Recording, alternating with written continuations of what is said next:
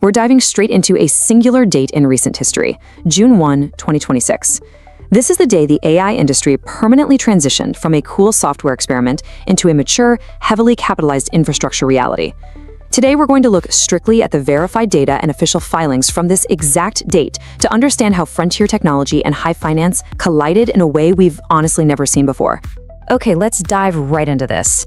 $80 billion. I mean, think about that for a second. What happens when staying competitive in the AI arms race suddenly demands the equivalent of a small nation's GDP? We are way past talking about standard startup rounds. We're talking about unprecedented, earth-shifting scale. And everything we're covering today is anchored in verified data showing exactly how these massive sums are being deployed. June 1st, 2026. This wasn't just your average busy news day, it was a highly synchronized power play. Concurrently, you had Alphabet announcing their massive raise, and right alongside it, Anthropic filing their confidential S1 with the SEC. And if that wasn't enough, on that exact same day, Google I.O. rolled out their Gemini 3.5 and Antigravity 2.0 platforms. These coordinated moves were a crystal clear signal to Wall Street and developers alike. AI has officially become foundational infrastructure, and it requires an entirely new scale of capitalization. Now, what's really interesting about this breakdown is how Alphabet is strategically structuring this massive equity capital raise. They're avoiding excessive debt while funding a rapid global expansion of their AI compute infrastructure.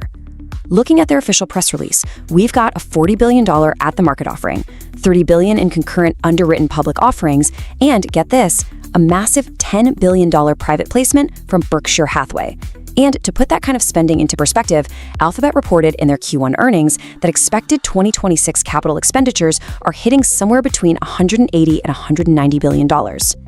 To really grasp the sheer scale of this, a single corporate infrastructure equity raise of $80 billion is virtually identical to the entire gross domestic product of Luxembourg, an entire wealthy European nation. That is exactly what it takes to build out the data centers and compute power required to serve enterprises and consumers in 2026. The scale is almost unfathomable, but it is very, very real.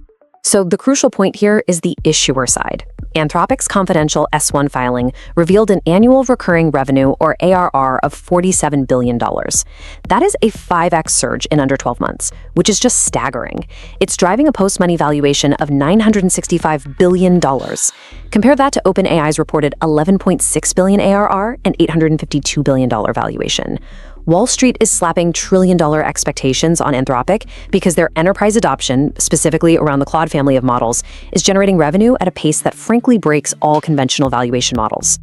So you might be wondering, what's actually driving these astronomical valuations? Well, the answer is the shift to agentic AI workflows, specifically the rise of the agentic SDLC, or Software Development Lifecycle. We're past the days of developers just using AI for line-by-line code completion.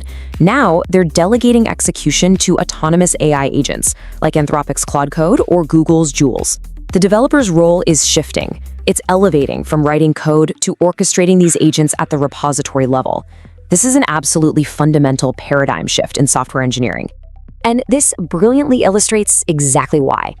Enterprise adoption is exploding because the underlying capabilities are making massive qualitative leaps. Check out this data from a 2026 archive paper tracking performance on the SW Bench verified benchmark, which tests an AI's ability to resolve real-world GitHub issues. We literally went from a 1.96% resolution rate back in late 2023 all the way up to 78.4% by April 2026. This incredible level of autonomy is exactly what's driving those massive API contracts we just talked about. Furthermore, the academic productivity data totally backs up the financial investments. Controlled studies demonstrate that developers using these advanced AI assistants are seeing completion time reductions of up to 55.8%. I mean, when you can cut a developer's task time right in half, the return on investment for those enterprise API contracts becomes absolutely undeniable. That efficiency right there is the engine of the current AI boom. Now, looking at the models themselves, it's a fiercely competitive landscape. Google's Gemini 3. Flash is actively going head-to-head with Anthropic's Claude Opus 4.7. While Claude might edge out slightly on those SWE bench resolution rates, Gemini 3. Flash is blazing fast, operating at an incredible 280 tokens per second. Google's hyper-focus on this high-speed, agentic task execution is exactly what led to the major release of their Antigravity 2.0 platform at Google I.O. But let's be real, this rapid transition isn't completely seamless. Verified developers actually reported massive friction when the launch of Google's Antigravity 2.0 forced updates that broke existing setups. One user described the experience as just painful. Impartially speaking, this perfectly highlights the growing pains and the potential technical debt organizations face as they rapidly shift into this new agentic paradigm. It's a massive technological leap for sure, but it clearly requires some very careful orchestration. Let's move to how this builds into real-world strategy. What do these massive financial and technological shifts actually mean for you today? We've got 4 concrete takeaways. First, expect vendor complexity. With IPOs and $80 billion investments, vendors are under intense pressure from Wall Street to monetize. Second, prioritize model portability. Do not lock your workflows into a single vendor's pricing structure. Third, prepare for technical debt. As agents write more code, the human burden shifts over to maintaining and reviewing that code. And finally, upgrade your orchestration skills. The future absolutely belongs to the developers and IT leaders who can effectively manage and supervise multi-agent systems. To wrap things up, I want to leave you with this final, somewhat provocative thought.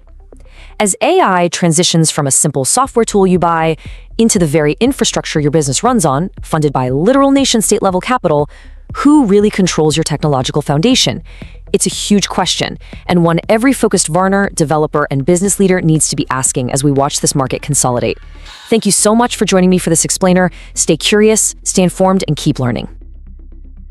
Thanks for watching. Don't forget to like, subscribe, and share. It really helps the channel grow.